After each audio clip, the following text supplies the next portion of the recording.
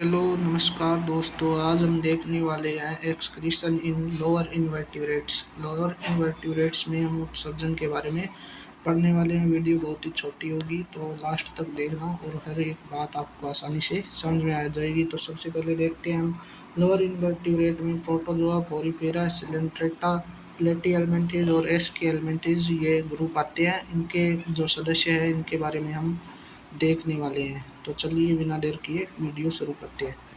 तो सबसे पहले हम देखते हैं एक्सक्रीशन इन प्रोटोजोआ, पोरीफेरा और सिलेंट्रेटा। इन फाइलम के प्राणियों में सेल जल के डायरेक्ट संपर्क में रहती है तथा उत्सर्जी पदार्थ साधारण विसरण द्वारा शरीर से बाहर निकाल दिया जाता है।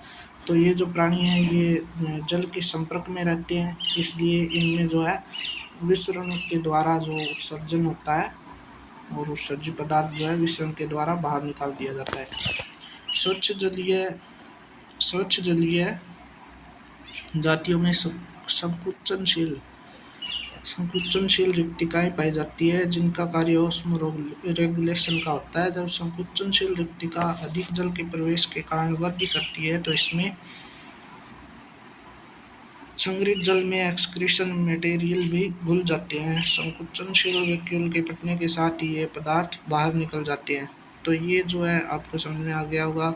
संकुचनशील रिक्तिकाएं पाई जाती है। स्वच्छ जलीय जो कुछ जातियां हैं उनमें संकुचनशील रिक्तिकाएं पाई जाती है। उनमें उसको ओस्मो रेगुलेशन के कारण जो जल है वो भीतर प्रवेश कर जाता है और रिक्तिका का जो आकार है वो बढ़ जाता है और उस जल के साथ जो एक्सक्रीटरी मटेरियल होता है वो उस जल के साथ घुल जाता है और जब बहुत ज़्यादा दाब के कारण ये वैक्यूल फट जाते हैं तो उसके साथ ही एक्सक्रीटरी मटेरियल भी बाहर निकल जाता है।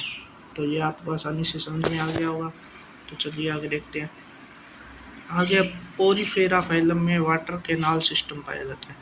जो पोरीफेरा फाइलम है उसमें वाटर कैनाल सिस्टम पाया जाता है, जल उत्सर्जन तंत्र। इसका एग्जाम्पल हम साइकन में देखते हैं। साइकन में उत्सर्जन वाटर कैनाल सिस्टम की सहायता से होते हैं। तो पोरीफेरा फाइलम में जो इसका एग्जाम्पल है साइकन, उसमें उत्सर्जन वाटर कैनाल सिस्टम के द्वारा होता है। ठीक है। इसी प्रकार कुछ सिलेंट्रेटा के शरीर में विशेष भाग की सेल सी वेस्ट मटेरियल जैसे डाइज को उत्सर्जित करती है। सिलेंट्रेटा जो फाइलम है उसमें भी शरीर का कोई विशेष भाग की सेल होती है, वो ही वेस्ट मटेरियल को बाहर निकालने का कार्य करती है।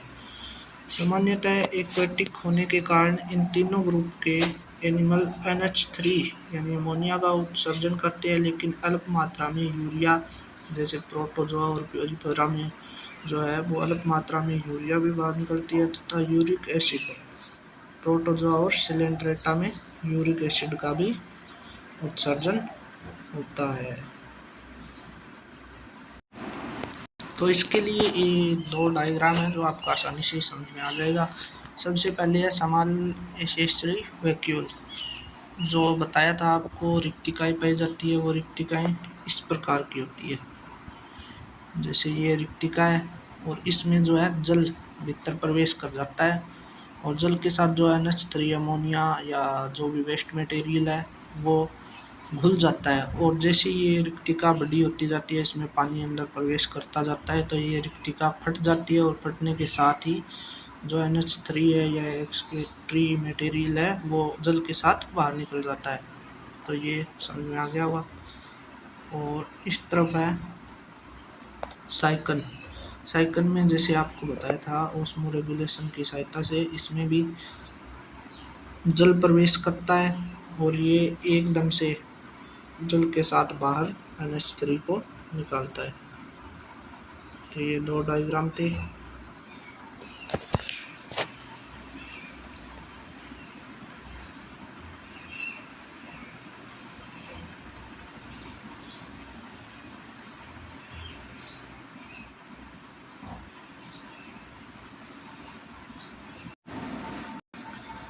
एक्सक्रीशन इन प्लेटी हेलमिंथेज और एस्केल हेलमिंथेज।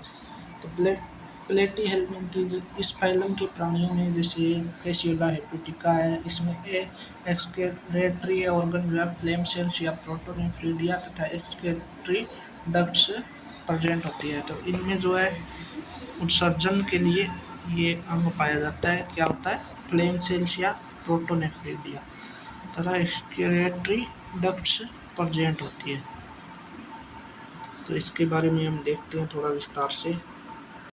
सबसे पहले हम देखते हैं फ्लेम सेल्स। फ्लेम सेल्स होती क्या है? फ्लेम सेल्स ये रूपांतरित मेसेनकाइम सेल होती है जो विशिष्ट विधि से मेसेनकाइम में फैली रहती है। फास्ट ने सर्वप्रथम इसके बारे में बताया। ये सेल अनियमित आकार की होती है। इनमें सुडोपोडियल प्रोसेस बाहर की ओर ऊतक में फैले रहते हैं। प्रत्येक फ्लेम सेल्स में सेल ल्यूमन प्रेजेंट होती है जिसके अंदर सीलिया लटके रहते हैं। प्रत्येक सीलिया कोशिका द्रव्य में स्थित एक आधारिक कणिका से निकलता है। सीलिया एक लहराती हुई लौ की भांति तरंगित रहती है, इसलिए इस सेल को फ्लेम सेल्स कहा जाता है। फ्लेम सेल्स क्यों कहा जाता है? क्योंकि ये सीलिया जो है वो लहराती हुई लौ की भांति प्रतीत होती है, इसलिए इनको फ्लेम सेल्स कहा जाता है। और ये क्या कार्य करती है? ये उत्सर्जन का काम करती है। प्लेटी हेलमिंथेज के सदस्यों में उत्सर्जित पदार्थ CO2 और NH3 होते हैं जिन्हें फ्लेम सेल्स या डक्ट की सहायता से त्याग दिया जाता है। तो प्लेटी हेलमिंथेज में उत्सर्जित पदार्थ जो है वो CO2 और NH3 होते हैं जिनको फ्लेम सेल्स या डक्ट होती है, एक्सक्रीटरी डक्ट, उसकी सहायता से जो है बाहर त्याग दिया जाता है। तो फ्लेम सेल्स के ये डायग्राम है, आप देखिए फ्लेम सेल्स किस प्रकार से होती है। ये रूपांतरित मेसेनकाइम से होती है, देख सकते हैं भीतर जो है ये तरंगित मटके आपको दिखाई दे रहे हैं सीलिया। और ये एक्सक्रीटरी डक्ट्स इसमें आप देखिए किस प्रकार से फैले हुए हैं। ये देखिए डक्ट्स आपको जगह जगह ये खुली हुई दिखाई दे रही है, इनके द्वारा जो है उत्सर्जन होता है। और ये सीलिया इस प्रकार से लटके रहते हैं, इससे ये लग रहा है ना फ्लेम सेल्स होती है। फ्लेम सेल्स इसलिए कहा जाता है। एस्केरिस या निमेटोडा में फ्लेम सेल्स एब्सेंट होती है। इनका एक्सक्रीटरी प्रोडक्ट यूरिया होता है। इनमें उत्सर्जी तंत्र नालों के रूप में पाया जाता है। इसमें दो मुख्य कैनाल होती है जो कनेक्टिव कैनाल द्वारा परस्पर जुड़ी रहती है। तो एस्केरिस जो निमेटोड का सदस्य है उसमें क्या होती है? फ्लेम सेल्स एब्सेंट होती है, इसलिए इनमें क्या पाया जाता है? एक्सक्रीटरी सिस्टम इनमें पाया जाता है कैनाल के रूप में, उत्सर्जित तंत्र नालों के रूप में। देखिए हेलमिंथेज संवर्ग के जंतु NH3, अमोनिया, यूरिया इत्यादि का उत्सर्जन करते हैं। तो ये तो हमने पहले ही पढ़ लिया। तो ये एस्केरिस में जो एक्सक्रीटरी सिस्टम है उसका डायग्राम है। इनमें उत्सर्जन कैनाल सिस्टम पाया जाता है। तो आपको आशा करता हूँ समझ में आ गया होगा। अगर वीडियो पसंद आया तो वीडियो को लाइक करें और चैनल को सब्सक्राइब करें। धन्यवाद।